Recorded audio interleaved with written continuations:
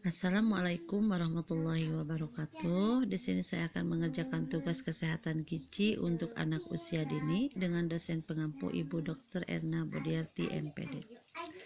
Di sini saya akan menerangkan tentang tumbuh anak pendek atau stunting. Untuk melihat pertumbuhan dan perkembangan anak tidaklah cukup dilihat berat badannya saja.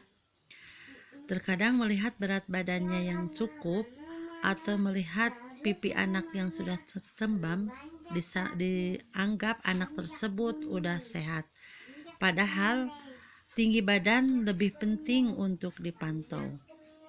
Banyak orang tua yang tidak menyadari bahwa anak pendek adalah permasalahan gizi yang cukup butuh bagi kesehatan anak.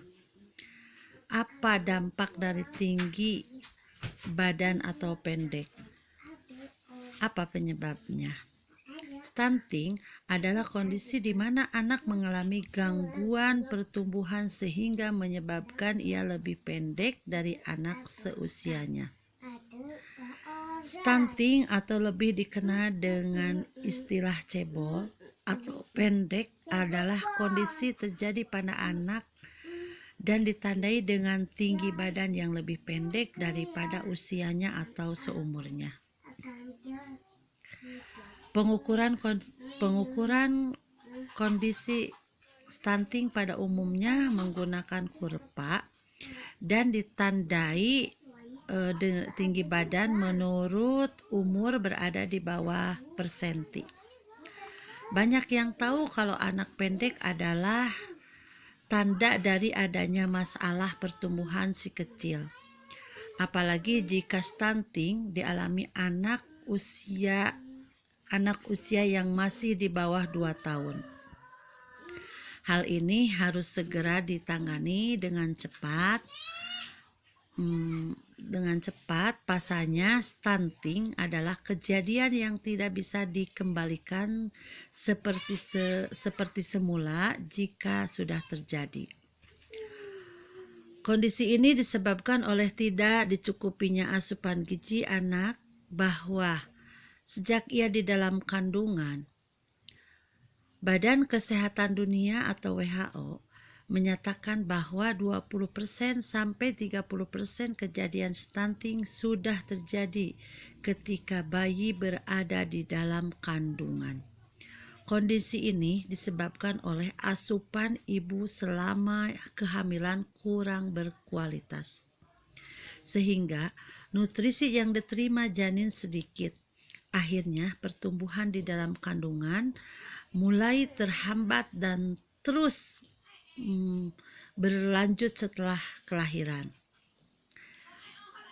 Selain itu, stunting juga bisa terjadi akibat asupan gizi saat anak masih di bawah usia 2 tahun tidak tercukupi.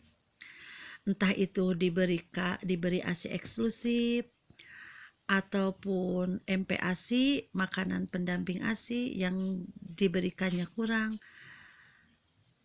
Yang diberikan kurang mengandung zat gizi yang berkualitas. Banyak teori yang mengatakan bahwa kekurangan asupan makanan yang mengandung zinc atau zat besi atau protein ketika anak masih usia balita adalah salah satu faktor utama yang menyebabkan kejadian ini. Kesimpulannya, bagaimana bisa tahu kalau anak pendek? Hal ini sebenarnya bisa Anda ketahui jika ada pemantau pertumbuhan serta pengembangan si kecil ini sejak lahir. Beberapa gejala dan tanda lain yang terjadi kalau anak mengalami gangguan pertumbuhan. Kesatu, berat badannya tidak naik, bahkan cenderung menurun. Yang kedua, perkembangan tubuh terlambat, seperti telat menstruasi pada anak perempuan pertama. Terus anak mudah terkena penyakit infeksi. infeksi sementara untuk tahu apakah tinggi anak atau normal tidak atau harus secara rutin. Anda harus memeriksakannya ke pelayan kesehatan terdekat, misalnya saja ke posyandu atau ke puskesmas yang terdekat sebulan sekali. Apa dampak jika anak pendek sejak kecil? Anak pendek sebenarnya mengalami gangguan pertumbuhan jika tidak ditangani dengan baik dan maka mempengaruhi pertumbuhan sehingga ia dewasa nanti. Tidak cukup dampak fisiknya aja, berikut adalah risiko yang dialami oleh anak pendek atau stunting di kemudian hari. 1. Kesulitan belajar. Yang kedua, kemampuan kognitifnya lemah. Yang ketiga, mudah lelah dan tidak lincah dibanding anak seusianya. Yang ketiga, risiko untuk terserang penyakit infeksi lebih tinggi.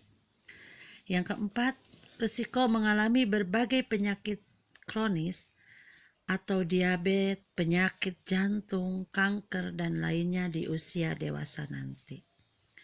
Sekian yang dapat saya paparkan.